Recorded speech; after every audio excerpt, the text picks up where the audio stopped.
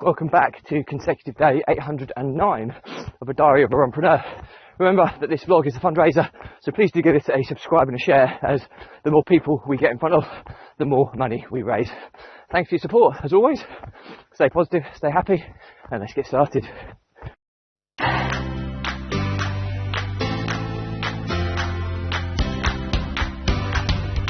So, consecutive day 809 of a Diary of a Runpreneur.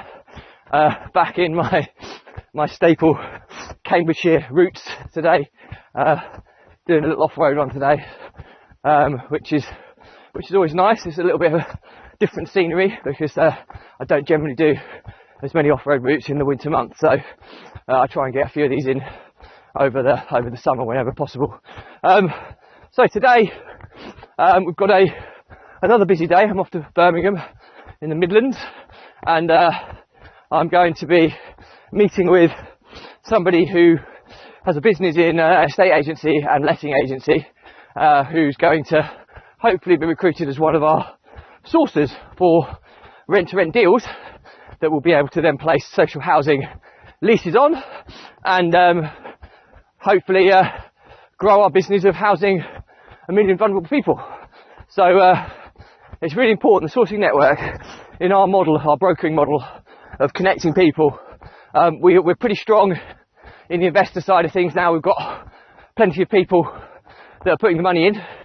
We have unlimited demand almost with our social housing providers, which is another thing, but we're always looking to grow that side as well, to make sure that we're not reliant too much on one provider.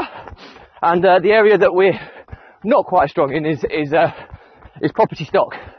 So this is what we're working on building up. So we're building a team of people to source directly for us, and also strategically aligning ourselves with some key businesses within the correct geographical locations who can help grow our presence in those areas. And this is what one of these meetings will be today. So yeah, pretty excited about it. Hopefully it'll be a good meeting. It's actually somebody who I've known for about a year now.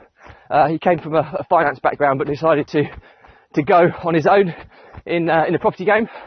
He has a lot of experience in it, so yeah, looking forward to the meeting today and a catch up, and hopefully we can come to synergy at some point of how we can collaborate and work together. Just from a personal perspective, I don't know if sometimes you have that. I woke up this morning really tired, and sometimes, you know, I'm not the best in the mornings, to be honest with you. I've always been better in the kind of evenings, if anything, from a productivity stance, and I'm always a slow starter.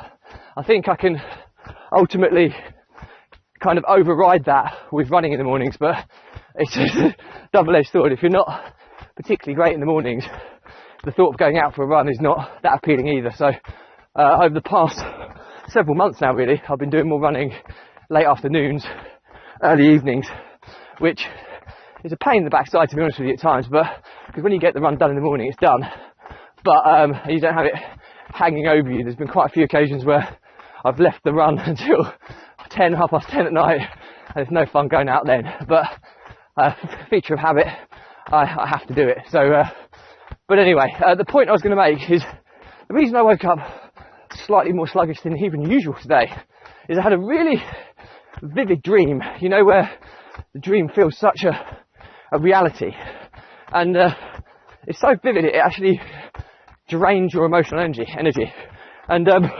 bizarrely it was vivid at the time, so I could remember exactly what it was about, but lo and behold now I can't remember what it was, but it's so believable in my mind when it happened that it drained my energy. And I don't know whether anybody else has had that, but it's you almost wake up anxious and nervous, which is quite bizarre. So I'm looking into these aura rings because I have tracked my sleep in the past, but it was something that was never really sustainable. I was wearing a Fitbit in conjunction with my Apple Watch, and it just didn't really work to the level that I wanted to. But I've done quite a bit of reading up on this aura ring, and these aura rings are smart rings.